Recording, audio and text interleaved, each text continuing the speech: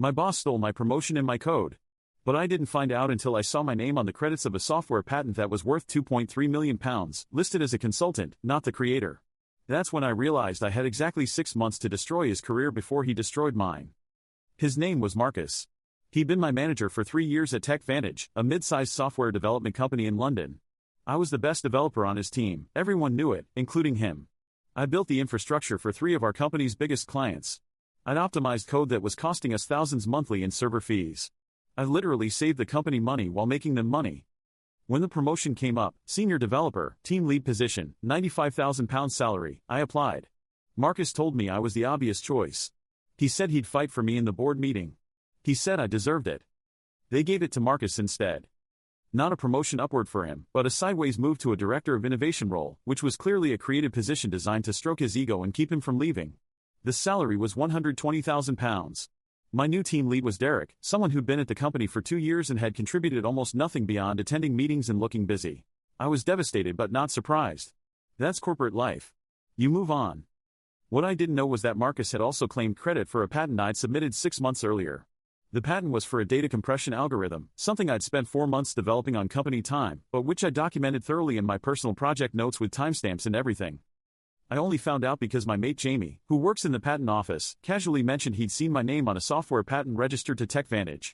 He sent me the registration details. And there it was, patent #GB2,024,003,847, filed by Marcus Chen as the primary inventor, listed me as a research consultant, and valued at £2.3 million based on preliminary licensing negotiations with 3 major cloud companies. I literally felt sick. I didn't confront Marcus immediately. That would have been the emotional response, and emotions make you sloppy. Instead, I did something calculated. I started documenting everything. I printed out every email I'd sent Marcus discussing the algorithm. Every Slack message. Every code commit with timestamps. I pulled together my personal project notes, the actual development diary I'd kept, with dates and technical specifications.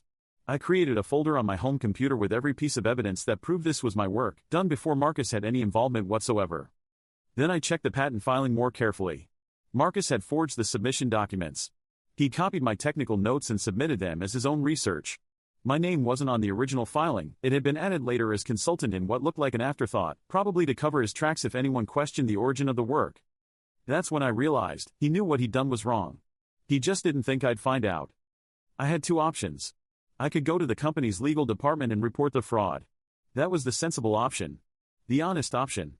The option that would probably get me a settlement and maybe a different job somewhere else, but would also paint me as a whistleblower, someone who creates drama, someone who's hard to work with. Or I could be smarter about it. I waited 2 weeks. During those weeks, I did exactly what I'd always done, my job. I attended meetings with Marcus. I collaborated with Derek's new team. I submitted code. I was professional and pleasant and completely normal. But at night, I was preparing. I reached out to the 3 companies that were in licensing negotiations with TechVantage for the patent. I didn't identify myself initially. I created a dummy email address and sent them a message saying I was a former developer at TechVantage with information about potential intellectual property disputes related to patent GB2,024,003,847. 2 of the 3 companies responded. Both said they'd been sent preliminary licensing information and were interested, but they hadn't signed anything yet. I told them there might be a question about the true inventor of the algorithm. I said I couldn't provide specifics without legal representation, but I suggested they might want to conduct their own due diligence before committing to any licensing agreement. That was all I said. I didn't lie. I didn't make accusations. I just planted a seed of doubt. Within a week, both companies had frozen their licensing talks pending verification of the patent's provenance.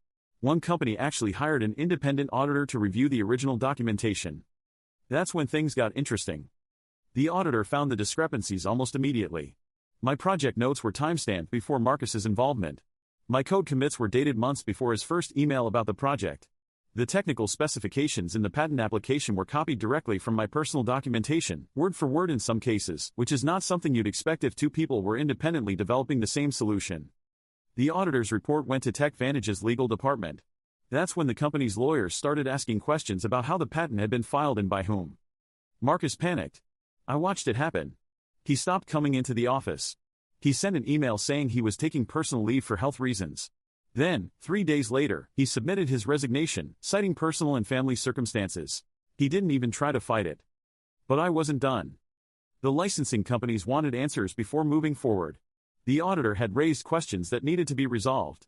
TechVantage's legal team needed to determine if they'd filed a fraudulent patent, which was a massive problem for them legally and financially. So I did what I should have done from the start. I went to the company's general counsel with all my documentation. I didn't do it anonymously. I didn't do it through an HR complaint. I walked into her office with a folder containing every piece of evidence, every email, every timestamp, every code commit, and I laid out exactly what had happened. The GC was furious, not at me, but at Marcus. She asked why I hadn't come forward sooner. I told her the truth. I'd been gathering information to make sure I had an airtight case. I didn't want it to be a he said she said situation. What happened next was a legal nightmare for the company. They had to amend the patent filing to correct the inventor attribution, contact the licensing companies and explain the situation, embarrassing as hell for TechVantage, conduct a full internal audit of Marcus's other projects and patent filings, issue formal apologies to the affected companies, renegotiate licensing agreements with corrected terms. As for me, they offered me £180,000 as a settlement for the patent rights in my silence. I negotiated it up to £240,000. They also offered me Marcus's vacated Director of Innovation role, which I declined. I didn't want it, but asked instead for a promotion to Senior Developer at £110,000 salary, plus a guaranteed bonus structure based on project outcomes. I got it all. Marcus didn't go quietly. He tried to sue the company for wrongful termination. The company's lawyers destroyed him. They had documentation of the patent fraud, the falsified submission, everything. His case was dismissed before it even went to trial. He ended up settling for a £50,000 severance in exchange for a non-disparagement clause, which meant he couldn't badmouth the company publicly. He's working freelance now, from what I can tell from LinkedIn. His profile says he's a consultant and innovation strategist, which is corporate speak for unemployed but doesn't want to look unemployed. Nobody's going to hire him now.